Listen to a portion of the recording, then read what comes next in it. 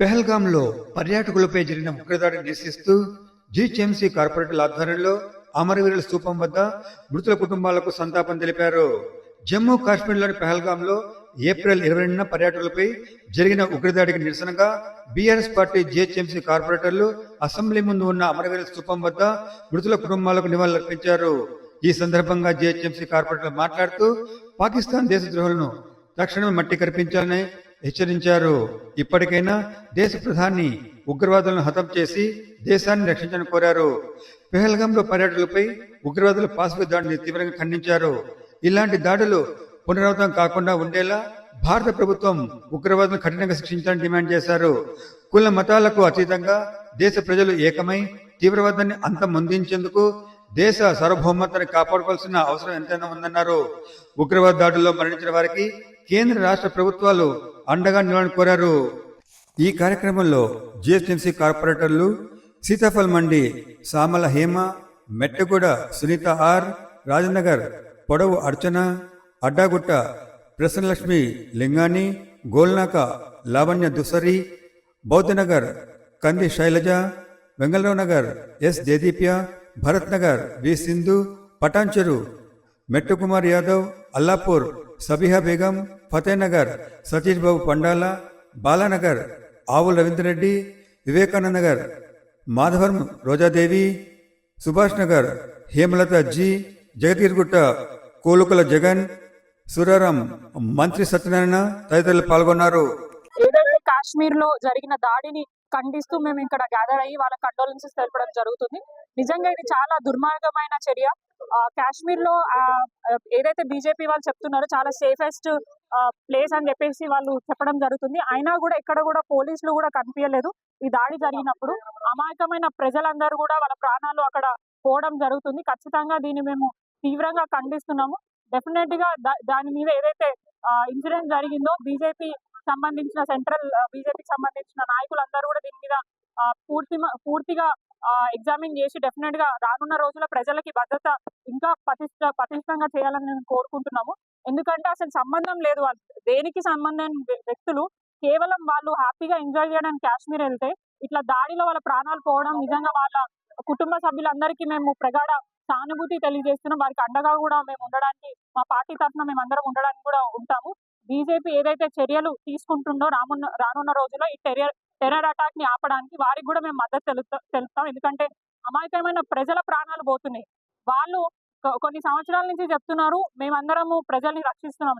ఈ ఒక్క చిన్న వైఫల్యంతోనే వాళ్ళ వైఫల్యం అనేది క్లియర్ గా కనిపిస్తుంది. సో ఖచ్చితంగా ఈ దాడి ఏదైతే జరిగిందో చాలా అమాయకమైన చర్యగా మేము భావిస్తూ బీజేపీ మన మోదీ గారు డెఫినెట్ గా దీని మీద యాక్షన్ తీసుకొని ప్రజల భద్రత గురించి మీరు జాగ్రత్త తీసుకోవాలని మేము మనస్ఫూర్తిగా కోరుకుంటూ ఇక్కడికి వచ్చిన వారందరికీ మీడియా మిత్రులకు అందరికీ కూడా మా అభినందన తెలియజేస్తూ థ్యాంక్ యూ. సత్యనారాయణ, సతీష్, మెట్టుకుమార్, విజయ్ గౌడ్, ప్రసన్న లక్ష్మి, విజయ్ గౌడ్, ప్రసన్న లక్ష్మి, శైలజ రాజు, రోజా. నరేంద్ర మోడీ గారు మీరు ఆ చర్య మీద ఇమీడియట్ గా చర్య తీసుకోవాలని కోరుకుంటూ భారతదేశానికి నాయకత్వం వస్తున్న బీజేపీ పార్టీ కావచ్చు, నరేంద్ర మోడీ గారు కావచ్చు, ఈ రోజు మరి తగిన చర్యకు జరిగిన సంఘటనకు మరి ఇప్పటికే ప్రతీకార చర్య ఉండాలి. మీకు భారతదేశం అంతా కూడా రాజకీయాలకు అతీతంగా మీ ఎంట ఉంది. మరి ఏదైనప్పటికీ కూడా ఇటువంటి చర్యలు లేకుండా ఇంకా కాలయాపన చేసి భారతదేశ ప్రజలను భయానికి గురి చేస్తూ ఈ రోజు మీరు ఇంకా కాలయాపన చేసడం సరి అయింది కాదు.